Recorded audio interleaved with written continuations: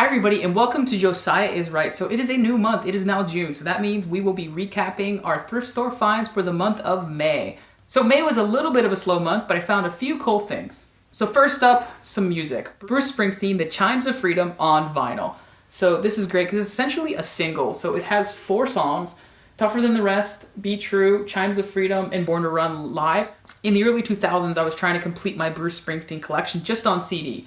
And this particular album was hard to find on CD. It took me a while to track it down.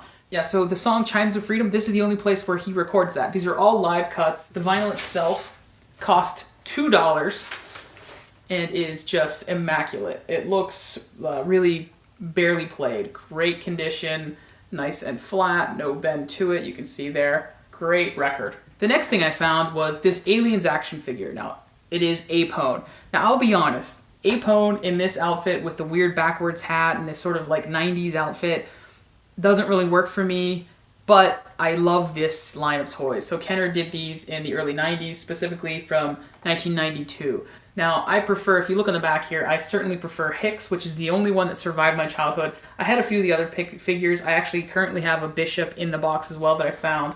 I believe I had Drake, and I definitely had the Scorpion Alien, and I had also the evac fighter vehicle, which was really cool because you could capture an alien in the back. My favorite thing about these are actually the comic books you see here.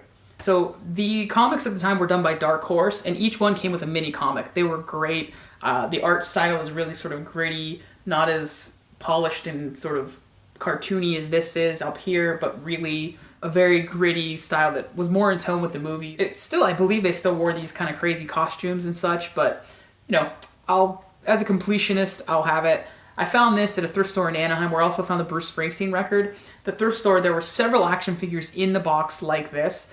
This was one of the few that was actually sealed. Most of the rest were opened and stapled shut. So you're talking, you know, early 90s action figures that were like going for $5-6 at the thrift store, and they weren't sealed. So this one was, I believe, $6. I'll pay $6 for this sealed. Some of the other ones weren't quite worth it. I'm glad to find this one and glad to add it to my collection.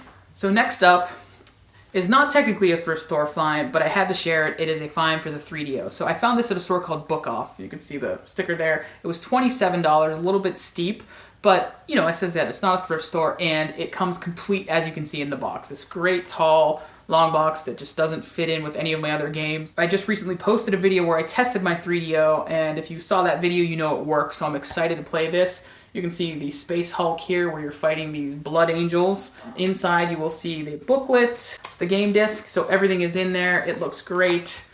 It's a bit bulky, but that's also why it's awesome. The back here you can see some shots of the game, and it is rated T for teen, so Penny, you won't be playing this one for a while. I also recently went to visit my family in Pennsylvania so they could meet my daughter, and unfortunately I didn't find a lot in terms of thrift store stuff. I really didn't find anything. I visited my favorite spots and kind of just came up empty-handed.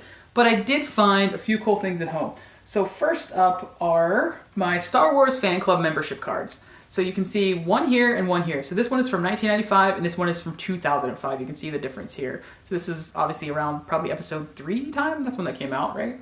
I think. This might be my first one. I'm not sure. This one is probably not my last, or there's probably been others in between, but these are the only 2 that I seem to still have. This one, it's okay. Darth Vader, just official Star Wars fan club.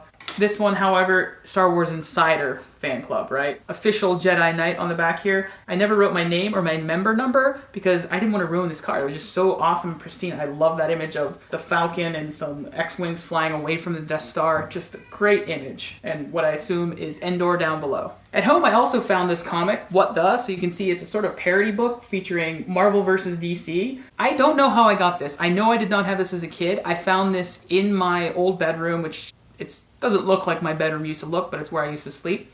And so this was on the CD player. It used to play music or whatever when I'm still there. It's my old CD player from when I was a kid, but this was on top of it. So I don't know if one of my brothers or my dad or somebody in the family found this, came across it, and stuck it up there knowing I'd like it. But I'm glad to have it, and I say thank you to whoever did that, if someone did it. If not, I don't know where it came from. I asked my mom, and she didn't seem to know where it came from, but maybe she forgot. Up next is this little patch. Now, this doesn't seem like much, but it says Steel Brigade on there. Anyone who was a kid in the late 80s and early 90s, really all of the 80s pretty much, knows that G.I. Joe was quite a big deal. And this was from my own Josiah G.I. Joe action figure. Now, the figure It didn't survive. I don't know what happened to it, but this did. So with the figure, you would send away using flag points and little booklets, and you could use those flag points, from buying G.I. Joes to buy other stuff. I used my flag points to buy this. I didn't have that many flag points, so I couldn't buy like the real fancy stuff. But I was happy to get this. It was a really cool idea. The figure was kind of lame, I'll be honest. The fact that I don't have it tells you something.